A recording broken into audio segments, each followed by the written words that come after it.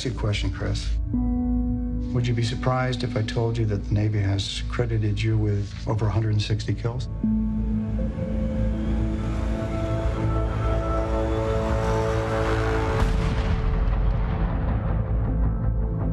Do you ever think that you might have seen things or done some things over there that you wish you hadn't?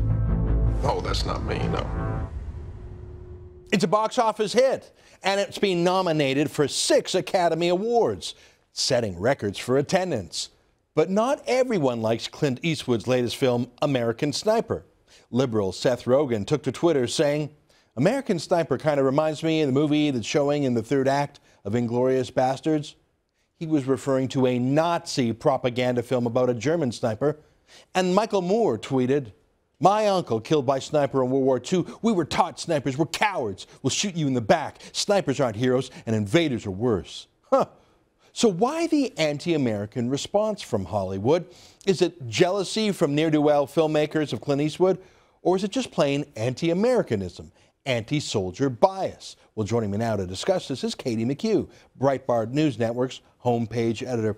Great to have you on the show, Katie. I mean, Michael Moore is hardly the mainstream of America, but he represents a large wing in Hollywood. Why are so many people in Hollywood doing their best to disparage a patriotic movie that's, more importantly, a box office hit? Well, that's a great question, especially because Americans lined up to support Seth Rogen whenever his film, The Interview, was pulled from its theatrical release.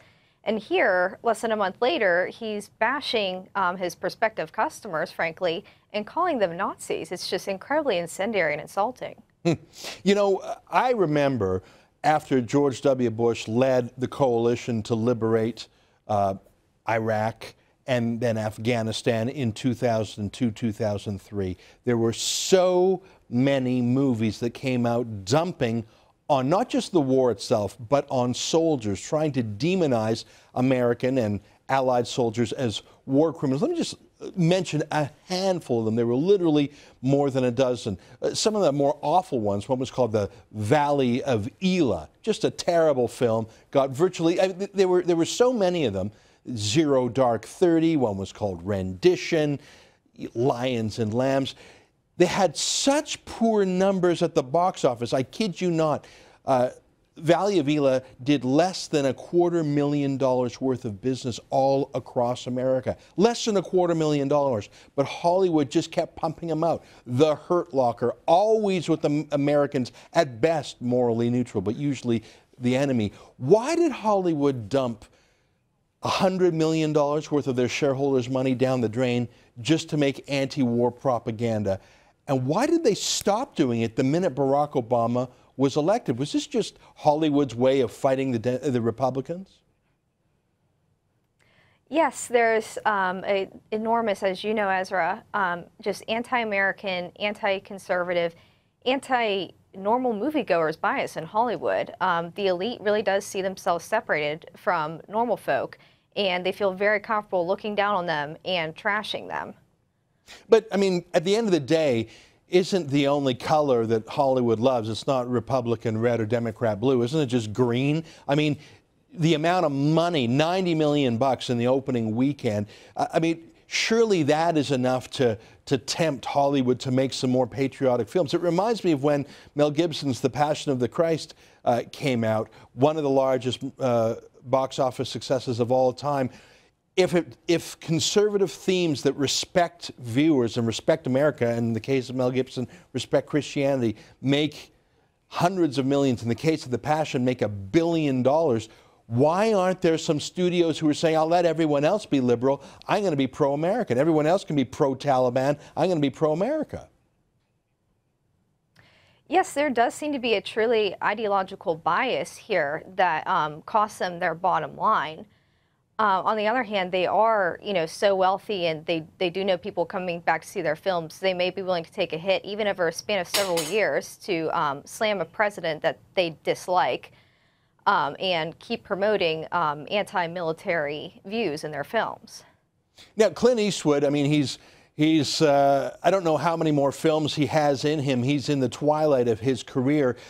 Maybe he doesn't care about being blacklisted. Like Mel Gibson doesn't care either. I'm just wondering, though, if there are any more American filmmakers in the pipeline willing to do something bold like that. I mean, I was looking at a list of American veterans in Hollywood. There are extremely few Hollywood stars, producers, directors who have served in the military.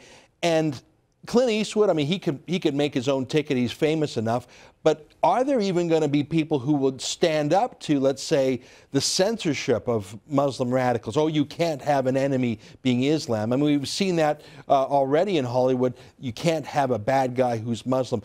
Is this really the last gasp of a patriotic film by a filmmaker well into his twilight years?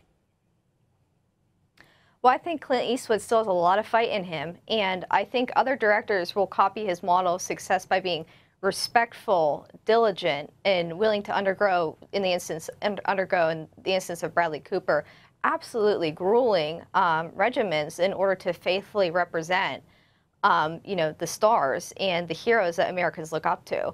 You know, as General George Patton said, Americans love a winner. They will not tolerate a loser. So there is plenty of opportunity for other filmmakers to wake up, get out of that Hollywood bubble, and start making films that represent, our nation's finest. Well, I sure hope you're right. Katie McHugh from Breitbart News, thanks so much for joining us today.